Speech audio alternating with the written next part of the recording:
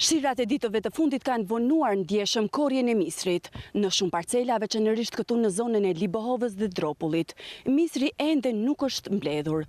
Fermerët thonë se rreshtet e pandërprera kanë vështirësuar hyrjen e mjeteve bujqësore në ara, ndërsa frikë është se vonesa mund të ndikojë edhe në cilësinë e prodhimit. Asim Banushi është një prej fermerëve që ka kultivuar rreth 3 hektar tokë me misër. Kjo periudhë është mjaft delikate dhe ka rezultuar në disfavor, pasi një sipërfaqe konsiderueshme e misrit ende ka mbetur pa korrur. Unë prodhoj misër, grur, tërshër, jonç vetëm për baktitë e mia. Dhe pak a shumë vjen 3 hektar me misër. Shirrat filluan pak shpejt, nga koha e filluan që në fillim të shtatorit. Ajo periudhë misrin zgjati kohën e pjekjes së tij. Në periudhën që misri që të korret dhe të evadohet ose të hidhet në parambar ose të shitet, duhet të ketë të paktën minimalisht 16.5%. Që ta futesh në magazin duhet të jetë 14,5 lagështia, përqindja e lagështisë të misrit.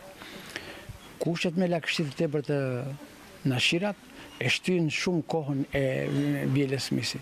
E bën të pamundur të futen kombanjat në fush dhe bën shumë të vështirë korrjen e prodhimit. Unë them se rreth 20% e sipërfaqes së mbjellë të misrit në territorin tonë, që vetëm në bashkinë e Libovës mbyllet rreth 250-270 hektar me misër, them një pjesë e konsiderueshme e tij është në fush. Specialisti pranë sektorit të bujqësisë flet për situatën aktuale në qarkun e Gjirokastrës dhe jep disa këshilla.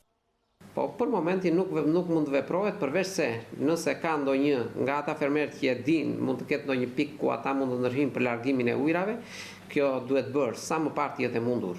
Problemi është që ai duhet të vilet sa më parë të jetë e mundur dhe pastaj të kalojë ndoshta nëse nuk e ka arritur atë lagështinë 14-15%, duhet të kalojë në tharse, sepse nuk mund të magazinohet nëse ai ka lagështi më të lartë 17 apo 18%. Në qarkun e Gjirokastrës këtë vit janë kultivuar rreth 1100 hektar tokë me misër.